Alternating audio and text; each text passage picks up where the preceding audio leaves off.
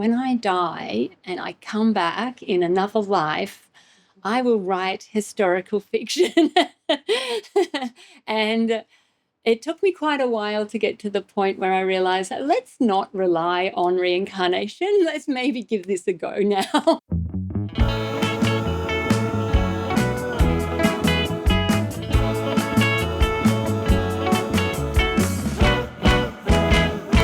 Hello, I'm Marion Taffe, and I am the author of By Her Hand, which is out now with HarperCollins. By Her Hand is set in the 10th century. And so this is England before it was England. And Frida is the main character, and she's a girl who's becoming herself, becoming a woman. And so we meet her. She's 12 years old, and she's full of wonder, and she thinks in poetry. And that's how she sees the world.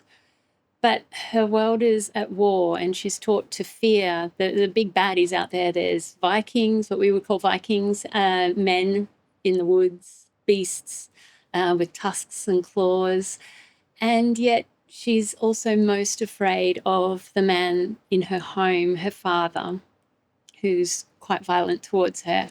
The worst thing does happen, and her village is attacked. And she's taken in by an abbey after that, and there she learns to read and write, and she falls in love with the written word. But she's full of rage as well.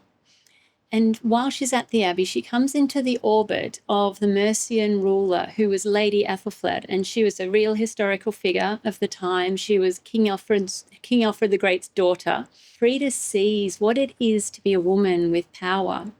And so through Ethelfled and through her writing, she finds her courage on the page, and she goes on to write a poem, which is a real Old English poem that we don't know who actually wrote it. So this is my imagining of how that poem might have come to be and the effect it might have had on people at the time.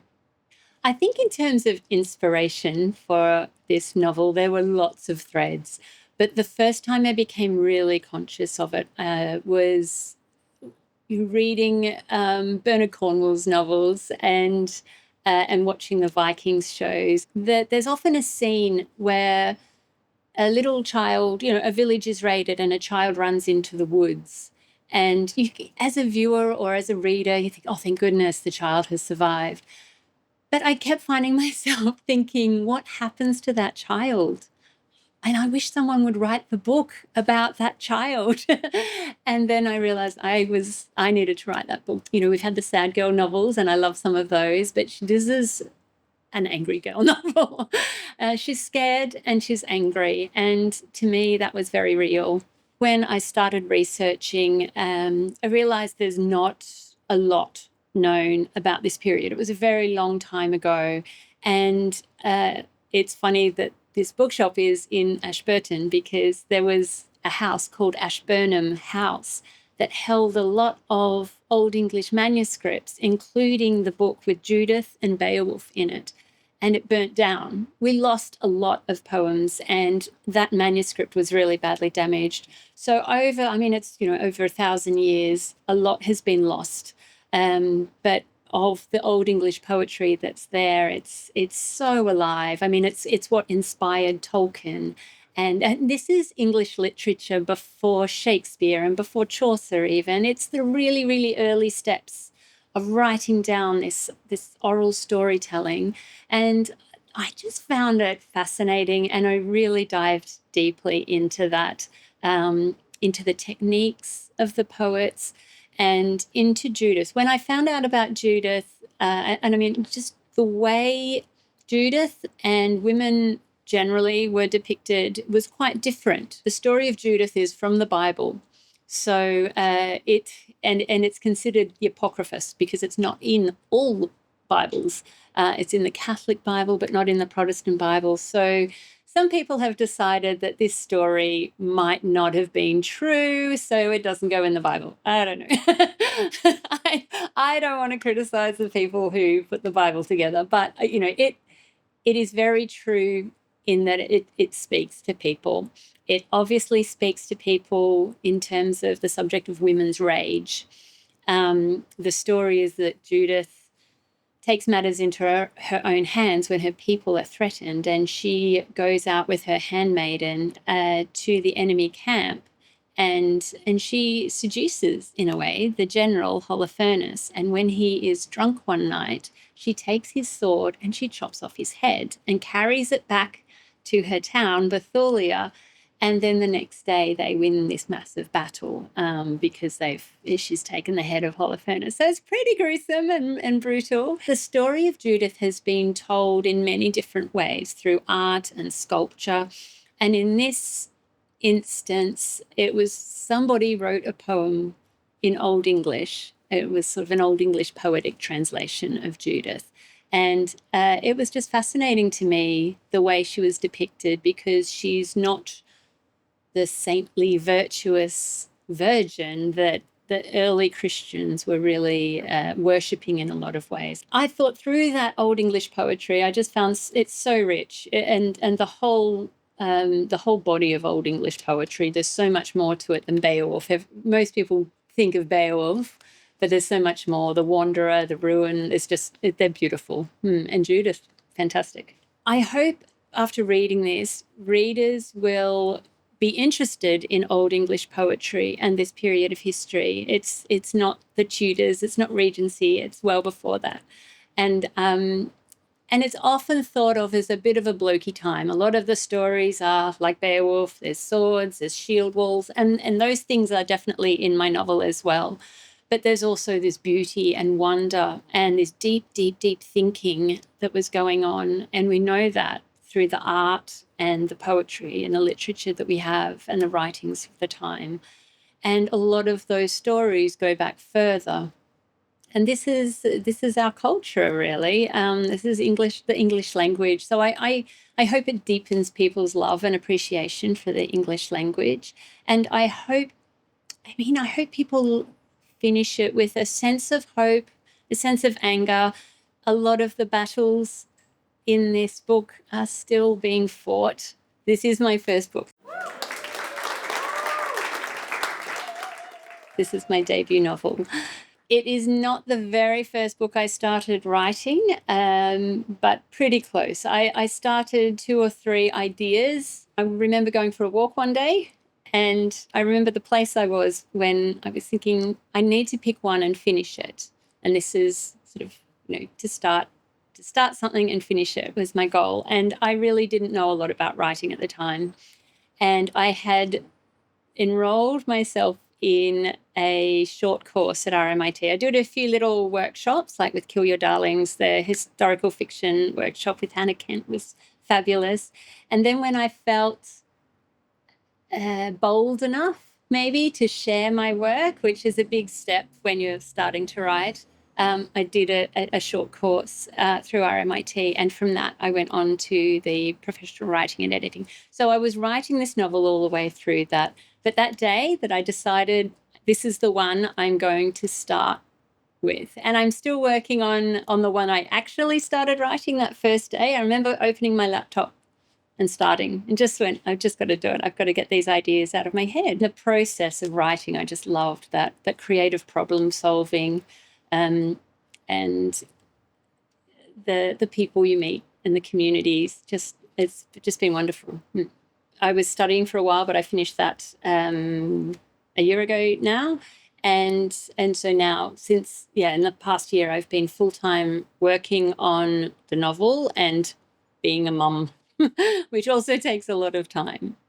I write all over the place. So it's a very big in the gaps writing process. So most of it is at the kitchen table, and throughout the pandemic, it was at the kitchen table with the children doing home learning, outside taekwondo, outside tennis lessons, just wherever you can get some words down.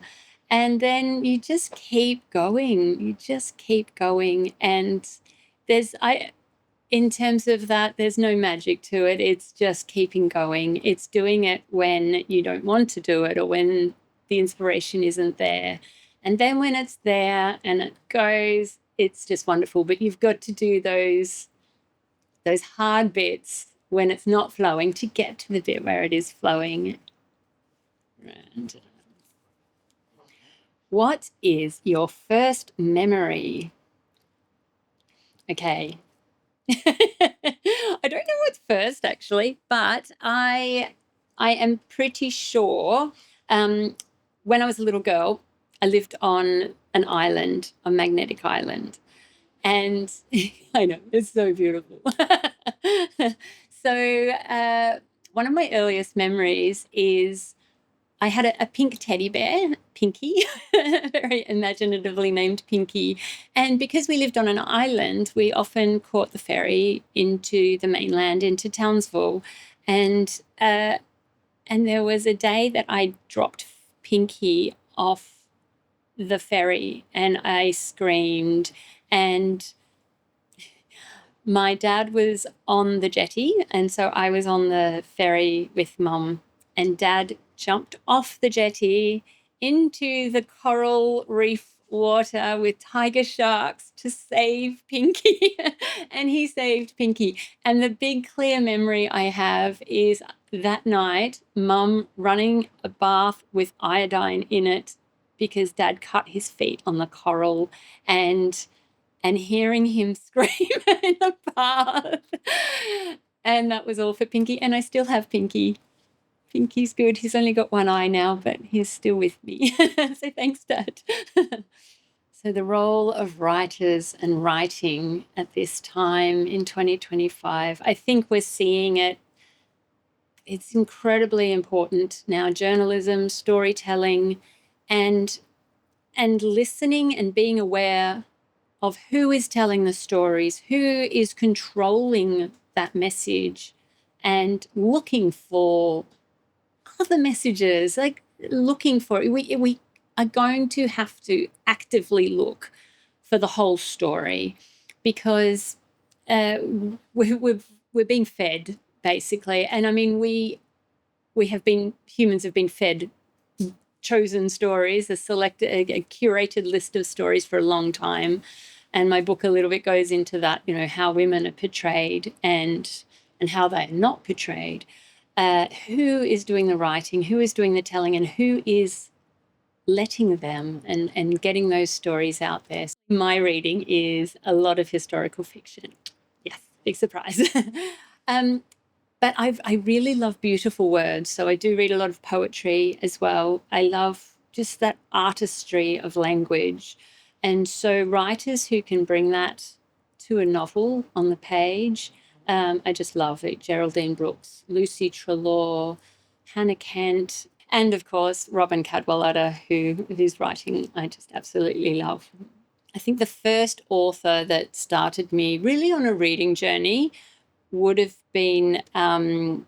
Montgomery, the author of Anne of Green Gables. Um, just, love Anne. As a character, she's just all of us in a way. And that sisterhood, that relationship she had with Diana, I just loved. And I hope I've captured a little bit of that.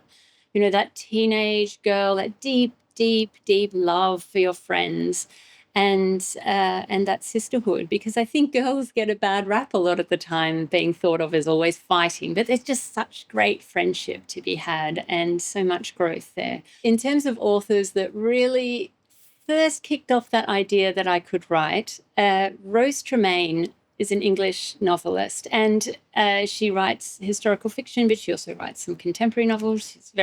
She's amazing. And I was reading her novel Music and Silence, and it was a long time ago. I was living in England at the time, and I remember thinking, like, how is she doing this to me? She's not actually telling me how to feel, but I'm feeling so much.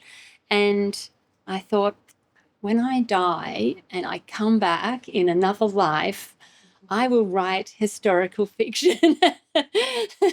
And it took me quite a while to get to the point where I realized that let's not rely on reincarnation. Let's maybe give this a go now. What is next for me? I would love to go back and I am working on that novel that I started before starting this one. And I mean, I think most writers are not short of ideas.